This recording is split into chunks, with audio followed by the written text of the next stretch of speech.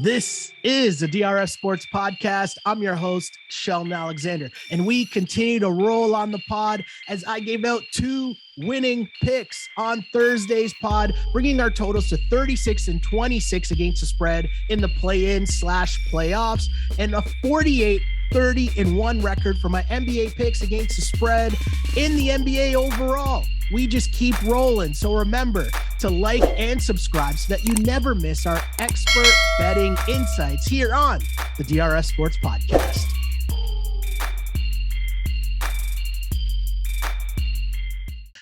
Game 3, though, of the Mavs and Warriors. Warriors win game 3, 109-100 to take a 3-0 series lead in the Western Conference Finals. And the last time we spoke, first off, game 4 is Tuesday. Get that out of the way. Game 4 is Tuesday. Mavs favored by 1 in that game. And it's funny.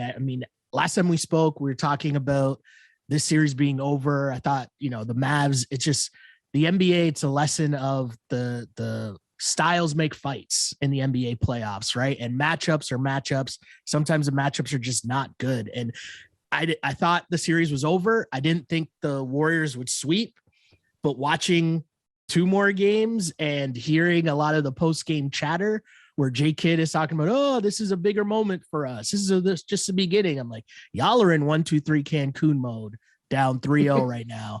And the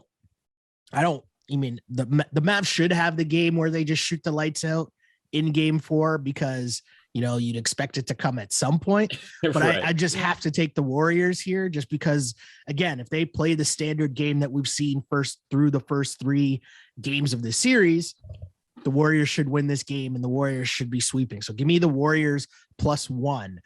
But as we look at what happened in this series, right? And I'm not the hindsight, told you so, whatever. That's not what we try to do here on this pod, but it's the Mavs offense, right? After watching game 1, it was just the Mavs offense is just all Luka isos and threes. And if the threes aren't there, it's a wrap for them. Meanwhile, the Warriors, which I find super interesting, right? The Warriors are the team that brought on this whole math game of we beat you with threes, right? And yet they're the team that, okay, even if we're not getting threes, we can get 21 and 10 from Kevon Looney, because they adjusted and just take the 2s. And I think that's been the most interesting part of watching this series play out is we talked about Steve Kerr and the great job they did game plan wise, knowing that the Mavs are going to try to chase them off the line and the Warriors being okay with that. And in fact, hunting that, I've never seen Steph Curry and Klay Thompson drive to the basket so much and so freely and so consistently at any point of this whole Warriors quote unquote dynasty run. And that's been super interesting to watch. And when this whole series flipped in game 2, right, you got the Mavs up crazy going into that game where the Mavs, what did they lead in that first half? It was 72-58 in that first half. And then the Warriors just kept chipping away. And they didn't try to get the home run balls, 38 points in the paint in the second half. That's just them going to the paint. And overall in that game, again, we're going back to game 2, 62-30 advantage points in the paint. And that's exactly what we were talking about. If the threes aren't there, the Warriors have a different way to get buckets. Whereas the Mavs, the threes slowed after 15 threes in the first half of game 2, finished with 21. And they lost. Imagine shooting 21 threes in a game and you lose with Luka also putting in work, right?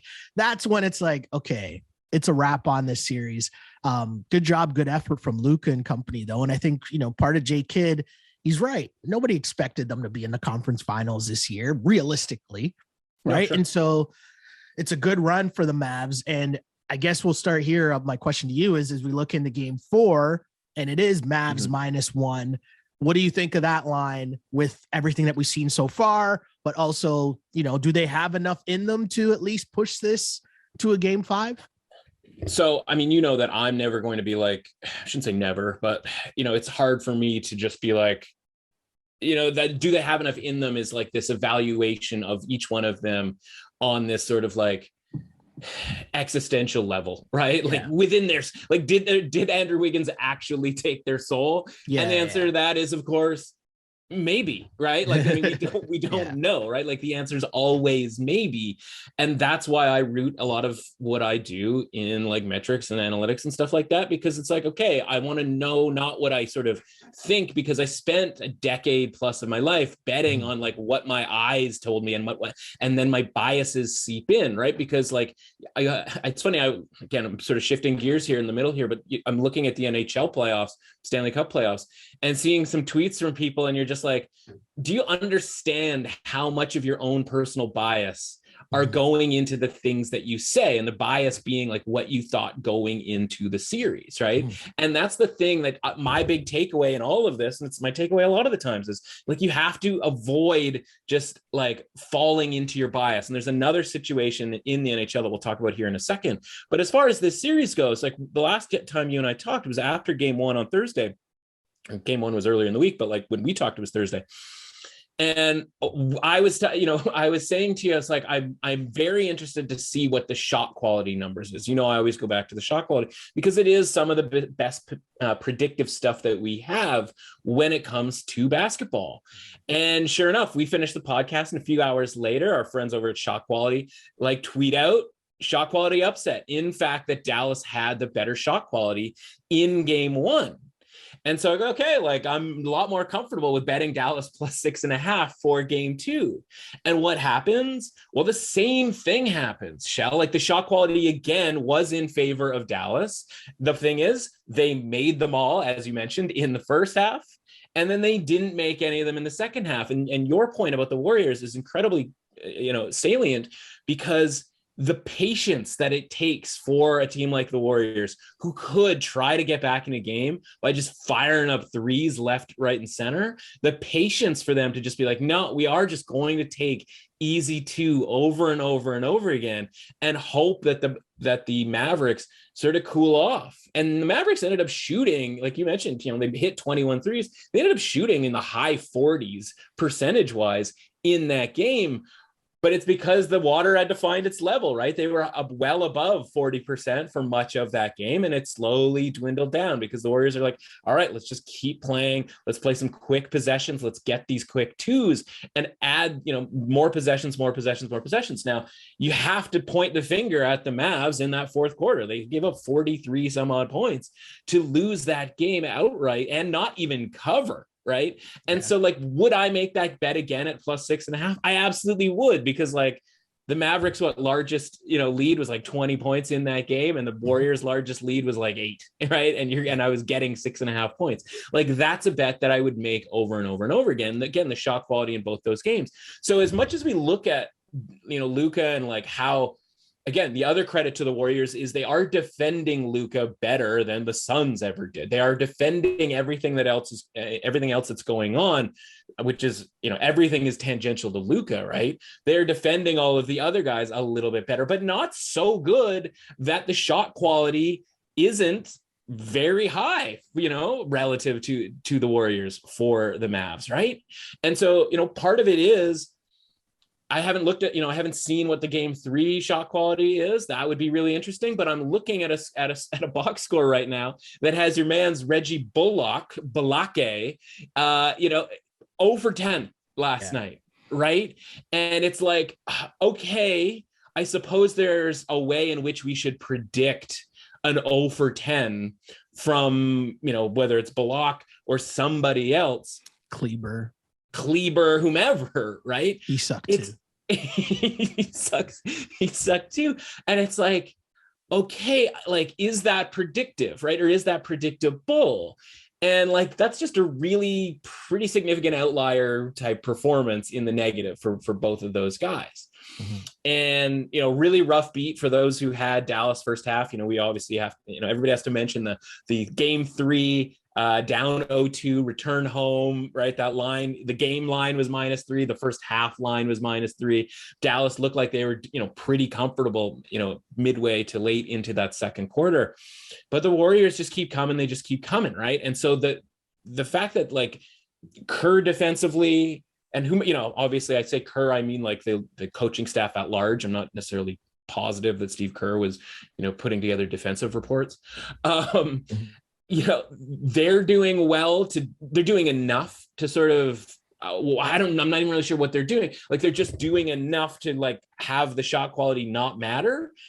But like, the shot quality number still exists. And now this number goes down to -1 because everybody does have that same feeling that you have, that frankly, I would, hesitate to disagree with, as far as, in the NBA, when you go down 0-3, like, you're not coming back. And so it's easy to just sort of pack it in. And that's the element that like we are just guessing on, because for every team that calls 1-2-3 Cancun, there's a team like the Raptors who wins the next 2 games, or even just the next 1 game. And that's all the market's asking of the Dallas Mavericks here. And so, again, from an objective standpoint, like, I look at it and I go, okay, like, the Mavs had better shot quality in game 1. They had better shot quality in game 2. Like, I think they probably had better shot quality in game 3. We'll have to see. And I just go like, I'm supposed to bet on the Mavs in this situation, now that we're again getting these 2 points. And like, the problem is like, the Mavs have worked me over these previous 3 games. And so like, do you have the intestinal fortitude to like play another hand, right? Or do you just walk away from the table? Because there are tons of stuff to bet on that we don't have to just keep firing away on this Mavs team. So I realize that doesn't really tell you all that much. It's, to me, more, I walk away well before I would play the Warriors, for example, but I'm just not necessarily tripping over myself here to bet on the Mavs. This series is better left probably as a sunk cost, if you will, for those of us who have been backing the Mavs. I know that you have been backing the Warriors, so you are in a lot better shape as far as the profit loss statement is concerned for this series. No, I think like one thing that you said though that was super important was like, in our preview of this series, I thought the Mavs could give the Warriors a go. And you talked about like being able to watch and adjust. And, after game 1, I came back and I was like, whoa, no. The Mavs are not going to give them a go. This is a wrap. And I think like that's a thing of learning and watching and just, okay, well, what's the issue here? Like, what really is the adjustment that the Mavs can have here? And you mentioned, like Brunson is getting buckets, Dinwiddie got buckets for them. And if it wasn't Dinwiddie, then maybe it was Kleber in another game. But like, the thing is, it's like, you're not gonna, like, it's the Mavs and the guys that we're talking about here. Like, anybody could have had Spencer Dinwiddie, right?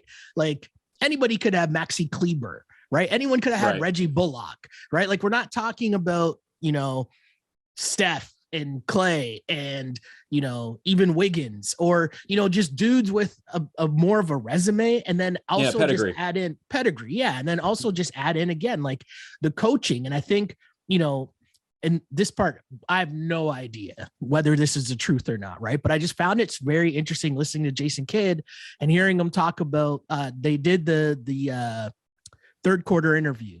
Right. And shouts to Allie LaForce, like asking a real question, but she was like, the box and one, like how much does that do you think, does that throw you guys off, the box and one? And Jay Kidd's like, actually, that helps us. We keep getting wide open looks. We just got to knock them down. Yeah. And to me, it makes me wonder, is that the star player mentality as a coach, right? Like, if you're Jason Kidd, you're used to being a star player and you're thinking the next shot's going in.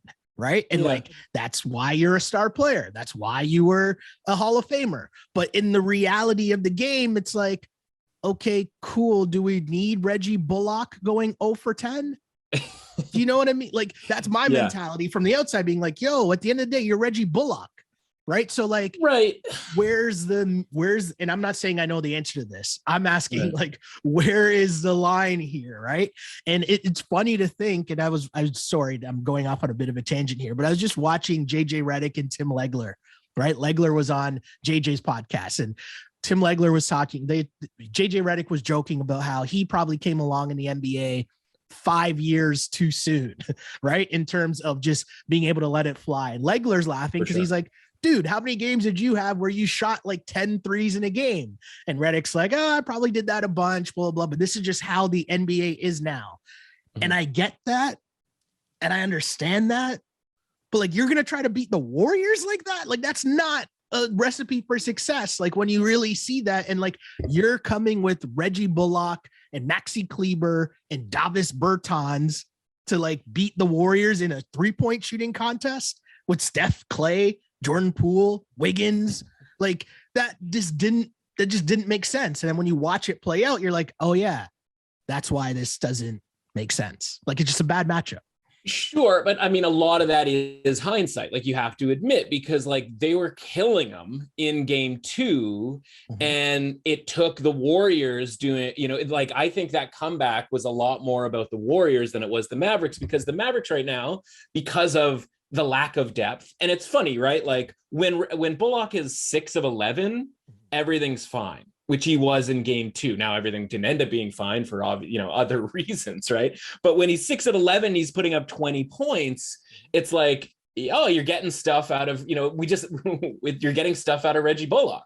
When you're getting nothing out of Reggie Bullock, and yeah, part of that's the point, right? Is that these guys are going to have high and low type thing. But you and I talk about the supporting cast, like you're supposed to shoot better at home than you are on the road. So when we're talking about predictive elements, like that's actually an outlier kind of on both sides, right? If the Warriors hadn't come back and won that game, you'd be sitting here going like, man, I never would have seen a Reggie Bullock 6 of 11 performance from him on the road, because we have this attitude about these role players, right? And like we brand different guys that like, it's honestly, it's a lot like the golf conversation, right? Like Mito Pereira can't get any credit until Mito Pereira gets some resume, gets some credentials.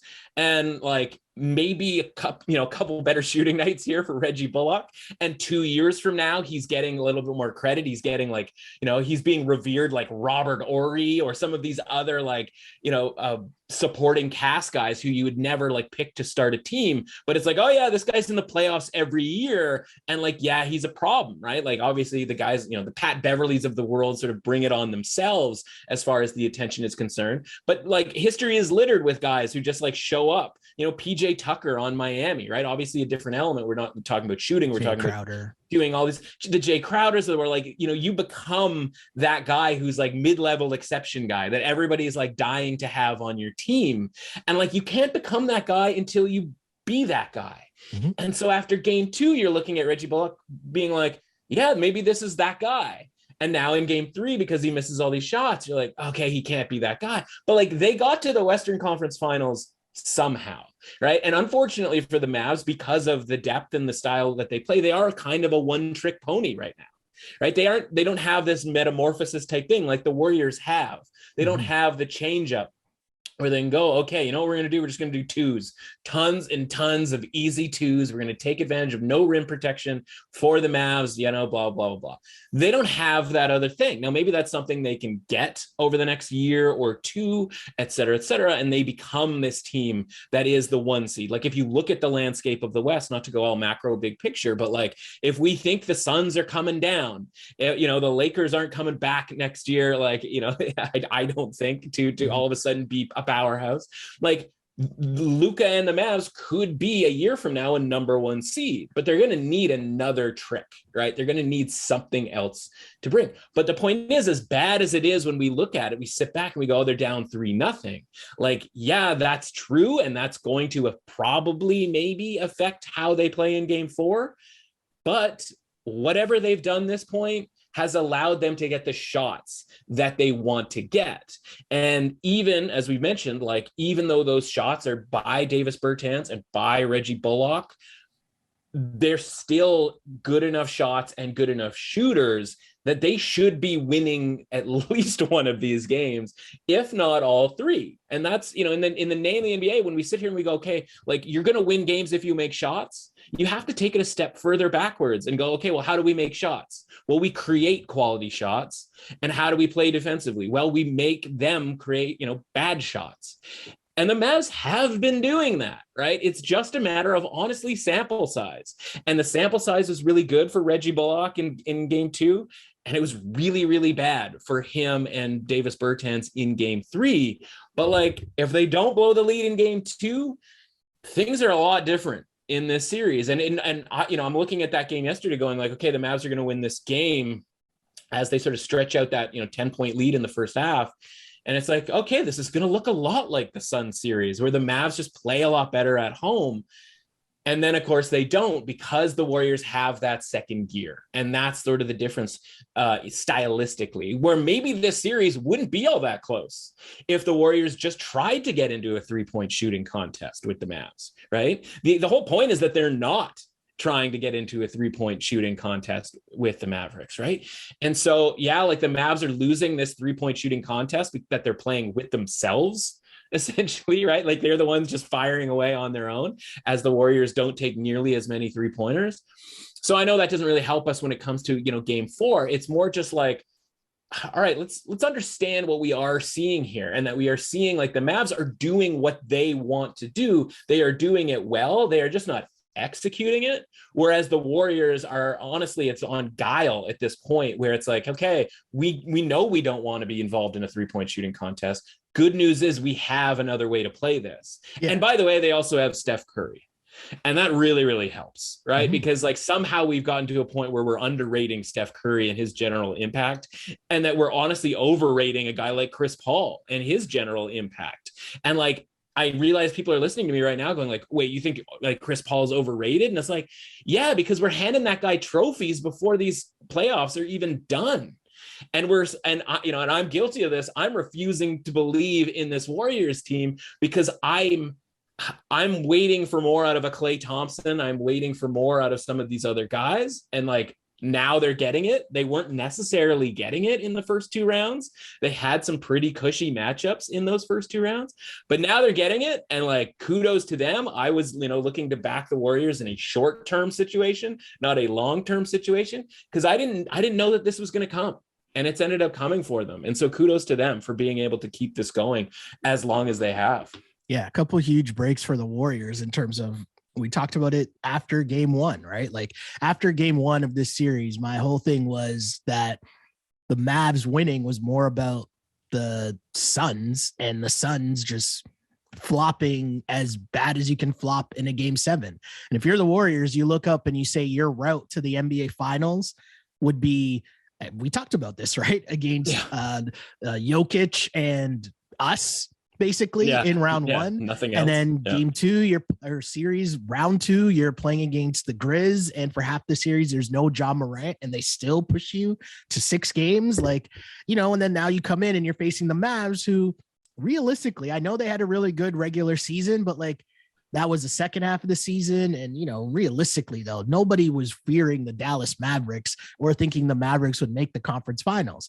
So it's very interesting, right? And like, history is never going to remember that. We're just going to look back on this season and think Warriors dynasty still going in 2022. And who would have thunk it, right? So that part of it is really cool to think about it in that sense. And Steph Curry, to me, what I'm seeing from Steph Curry is, I mean, this is going to sound stupid, but like, on par, if not, I'm more impressed with Steph Curry now than I was with Steph Curry on the Kevin Durant teams, right? Yes. Or like the teams, even that 72-win team, which I think that supporting cast doesn't get nearly as much credit for that 73-win team, right? I think that supporting cast deserves so much more credit when you go back and you think of like what they got from the Iguodalas of the world, the Sean Livingstons of the world, David Wests of the world, like those role players. It was strength in numbers, right?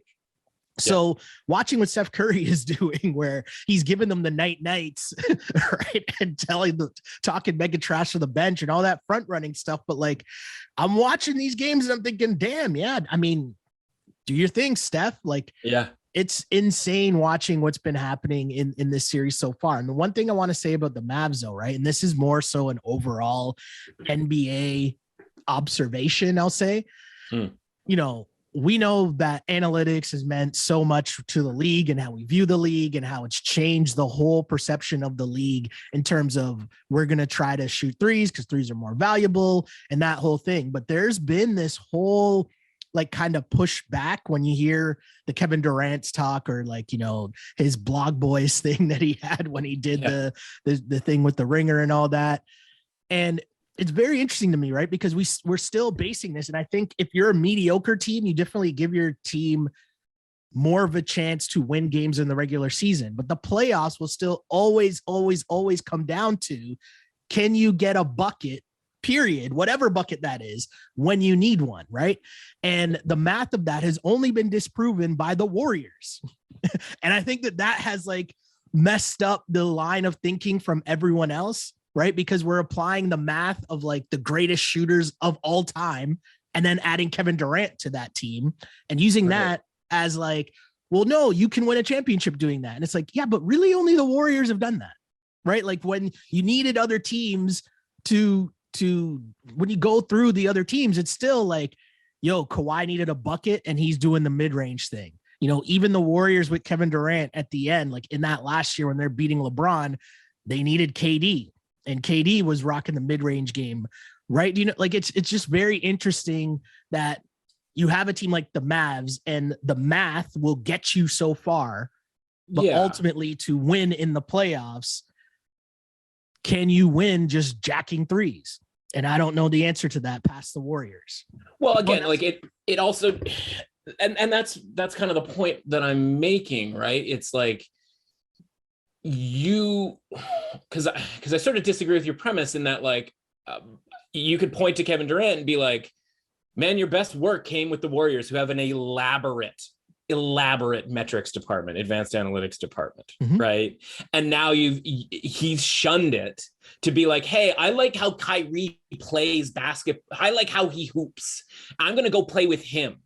And it's like, yeah, okay. And then you can get a crappy coach and an organization that's kowtowing to those two guys, one of which who thinks the earth is flat. So like, respect to KD for being a 7-footer who can shoot and score and be a bucket, but like it hasn't really got you anywhere other than when you're with the Warriors. Like you played with Russ Westbrook and James Harden at all of your primes and like you made the finals, but like then you played the Warriors who weren't remotely as close to talented as you.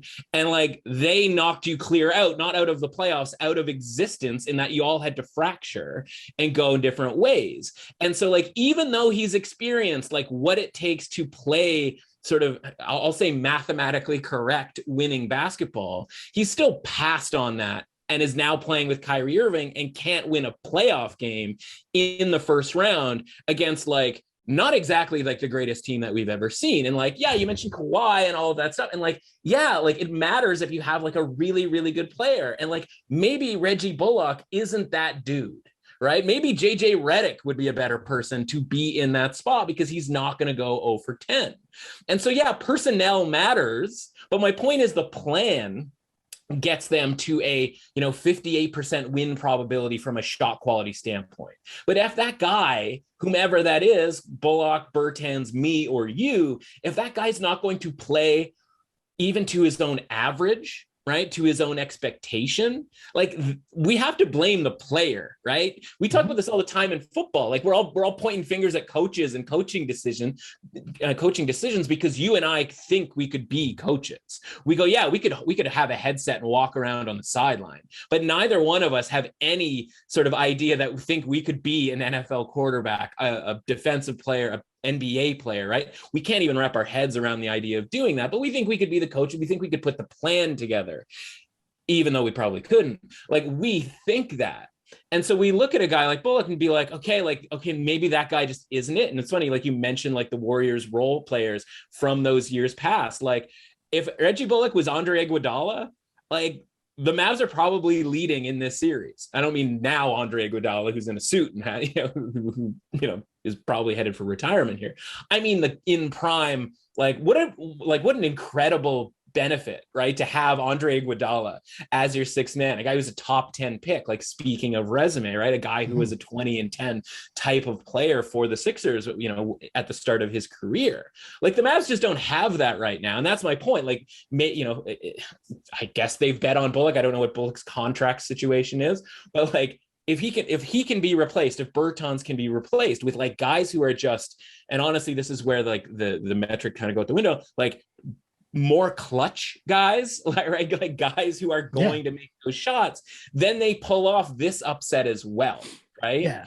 And like just the fact that like, okay, these shots didn't go down for literally, a game and a half, right? From the second half onwards, like that's the difference between this being 2-1 potentially for the Mavs than it is 3-0. And of course, history is not going to look back and be like, well, the Mavs actually created like better shots than they gave up in that series. But like, Steph Curry, it has the clutch, right? He has the like falling into the bench 3-pointer shot that like even on his percentages season career long, he's not supposed to make, but he's making that shot in the Western Conference Finals because he's built that way.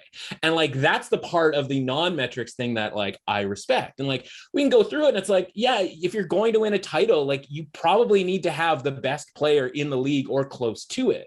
And so like, if the Warriors say, you know, didn't have that, which by the way, like Kevin Durant was or close to the best player in the league, and they had Steph, and that's before even getting to Steph Curry, Klay Thompson, and I'm still hanging on Andre Iguodala.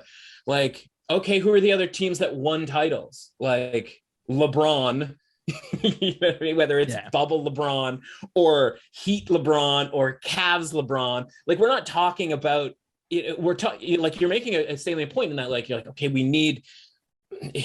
You know, you can only go so far in the regular season, all of that sort of thing. But like, yeah, you also need like a top level talent. And Luka Doncic is that, right? Like Luka Doncic, if you won the title this year, like nobody would be sitting around and going like, can't believe they won with that guy as the number one, right? And if you look at Brunson and Dinwiddie and you look at their stats, and if you just took their name out of the equation, by the way, Jalen Brunson won College Player of the Year, right? He has reputation. He has those things on his resume.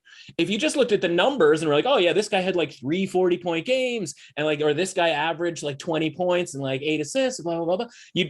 You could assign him to a quote unquote better player, a more famous player, a more sort of renowned player.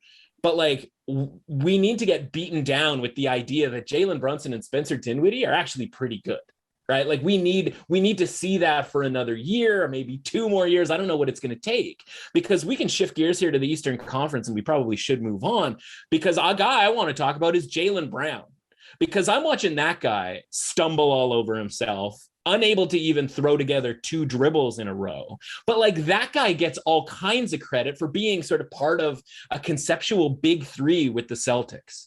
And it's like, why is it because the Celtics had a big 3 10, 15 years ago that like we have already these ready-made slots that we need to put Jaylen Brown into, that we need to put Marcus Smart into? I just look and I'm watching that game on Saturday night and I'm like, does Jaylen Brown stink? Like, I realize this is the bad version of Jaylen Brown, but if we're going to spend 20 minutes beating up on Reggie Bullock, we should probably spend that amount on Jaylen Brown, a guy who is a high draft pick, a guy who gets all this credit for being like, oh, you can win. The Celtics can win the title because they have Jason Tatum and Jaylen Brown. And it's like, I'm sorry, like Jaylen Brown's out here losing you games at this point in time. And he's a guy who's expected to win you games. Whereas some of those guys that we mentioned in the supporting cast of the Mavs are like, we're not asking a ton from them. And so like, I don't know what your take on all of this is, but I'm looking at it just going like, man, we are going a lot on rep with a lot of these guys. And there's a lot of guys who are disappointing me, even more so than a guy like Reggie Bullock.